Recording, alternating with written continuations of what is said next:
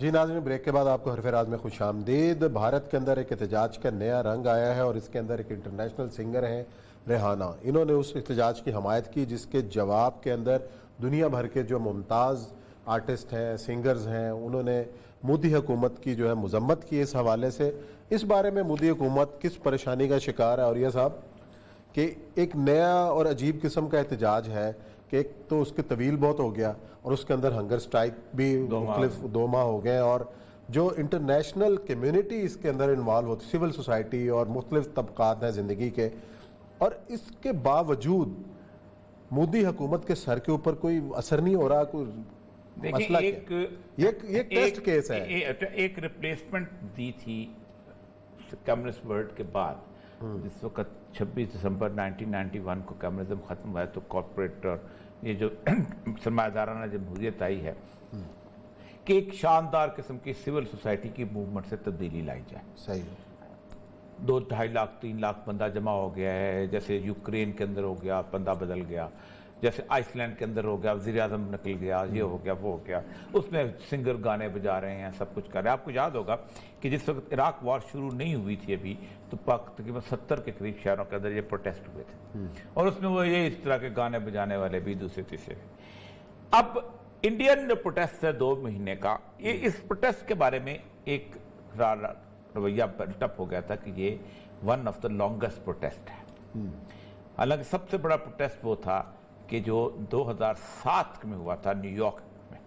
आपको याद होगा कि रिसेशन आया था 2007 में, जब एनरॉन का बबल बर्स्ट हुआ था प्रॉपर्टी का, तो पूरी दुनिया में, लेकिन वहाँ ये हुआ था कि उन्होंने कुत्ते के गले में एक पटा डाल के लिखा हुआ था कि we are 99% and 1% are ruling अस।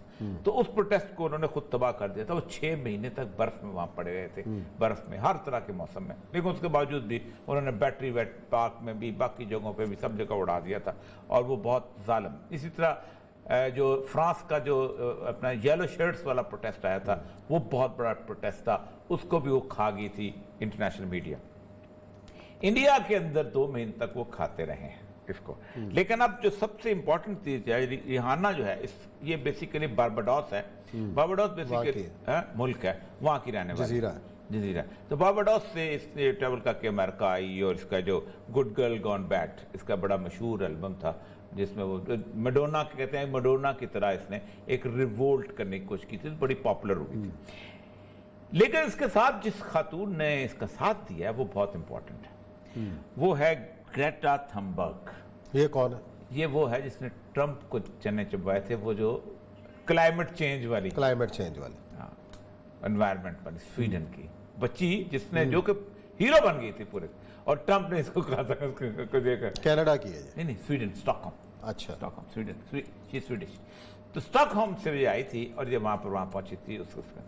इसने उसके साथ ट्वीट किया। इसके ट्वीट के फौरन बाद जो अगला ट्वीट आया है, ये बिल्कुल वैसे ही जैसे शीरी मजारी की बेटी करती है ना, कामला हैरिस की भांजी, अमेरिकन वाइस प्रेसिडेंट की भांजी जो है, उसका नाम है मीना हारिस। इसने कहा है कि डेमोक्रेसी इज अंडर असॉल्ट। अब इसके ऊपर जो इंडियन जो चीखें हैं, उनको मिर्चें लगी हुई हैं। और सबसे अहम तरीन बात उन्होंने इल्जाम लगाया जस्टिन ट्रूडो पे कि तेरी बदमाशी है सारी, क्योंकि तू सिख ज्यादा है तेरे पास वहां पर, और तू जो है you are the most ill respond, और पता नहीं क्या क्या क्या। तो करे क्या? वो कुछ नहीं कर सकता। ट्रूडो क्या करे? ट्रूडो क्या? अच्छा, उसके बाद जो फॉरेन एक उनकी सबसे बड़ी पावरफुल कमेटी होती है इसकी, अमेरिकन सेनेट की, उसको कहते हैं फॉरेन अफेयर्स कमेटी। सही। उसका जो इस वक्त एक अहम तरीन मेंबर है, उसका नाम जिम कोस्टा। जिम कोस्टा ने भी इनके साथ मिलकर एक फिजा बनानी शुरू कर दी। अब ये फिजा बनती शुरू होगी। अब होगा क्या? असल मसला ये है, या तो ये है कि इंडिया को कहेंगे कि भाईजान आप अपना वो वापस लो किसी न किसी तरीके से, और म्यांमार के अंदर तब्दीली के बाद India has become more weak. चूंकि आप अंदाजा करें कि 2019 की 4 नवंबर को जिस वक्त ये आई है रिपोर्ट, इसकी माइक पॉम्पियो की रिपोर्ट आई है कि 35 मुल्क जो एशियान रीजन के, उनमें से 10 जो एशियान के मुल्क हैं, ये जो इंडो पैसिफिक मुल्क हैं, इनको हम अपने साथ मिलाएंगे, जिनमें फिलीपीन शामिल है, जिसमें वियतनाम शामिल है, जिसमें लाओस शामिल है, कंबोडिया शामिल है, इंडोनेशिया, और हम कंटेनमेंट ऑफ चाइना। आपको पता है 1900 अरब डॉलर की ट्रेड है, सही है, इस पूरे इलाके के अंदर अमेरिका की 1900 अरब डॉलर सालाना, और 271 अरब डॉलर की इन्वेस्टमेंट है इन 10 मुल्कों के अंदर। उसमें म्यांमार कल जो है उन्होंने सोचा था कि अभी आंग सान सू की हुकूमत आएगी तो हम तब्दीली सरकार की तरह वहाँ भी कुछ ना कुछ करने की कोशिश करेंगे, लेकिन वहाँ पर हालत ये हुई है उस्मान साहब कि आंग सान सू की, जिसने चाइना को बहुत खुश करने की कोशिश की, रोहिंग्या को मारा, फलां किया, ये किया, उसके बावजूद भी चाइना ने उस पर एतबार नहीं किया और चाइना ने उड़ा के वो मारा। अब यहाँ भी सूरत हाल ये बिल्ट हुई है कि इंडिया के साथ या तो वो चाहेंगे कि ये पूरा रीजन डिस्टर्ब हो जाए एक दफ़ा, अफगानिस्तान भी होता है तो हो, ये भी होता है, ये बिल्कुल वैसे ही है जैसे हमारी असेंबली में जिस सानों ने मिलता तो फिर किसी ने ना मिले। अच्छा। एक दफ़ा अफगानिस्तान डिस्टर्ब हो जाए, इंडिया डिस्टर्ब हो जाए, जो उसकी अपना है उसकी एक रोड, एक तो पाकिस्तान, इंडिया डिस्टर्ब होगा तो पाकिस्तान ऑटोमेटिकली डिस्टर्ब हो, कैसे हो सकते नहीं हो, जाहिर बात है इधर से भी बड़े शेर के बच्चे फायदा उठाने के चलेंगे, कुछ लोग महाजर हिजरत की सूरत हाल भी तो बिल्टअप हो सकती है ना, फिर उधर से बांग्लादेश डिस्टर्ब होगा, जब वहां पर बर्मा पूरा रीजन बेड़ा गर्क हो जाएगा। तो इस रीजन के अंदर बेड़ा गर्क होने में सबसे बड़ा नुकसान किसका है? चीन का। सबसे ज्यादा ट्रेड रूट किसके हैं? चीन के। इन्वेस्टमेंट्स हैं। होगा क्या जो उन्होंने अफ्रीका के अंदर किया कि हर कोने में एक वॉरलॉर्ड बन जाए, इसके पास एक रूट।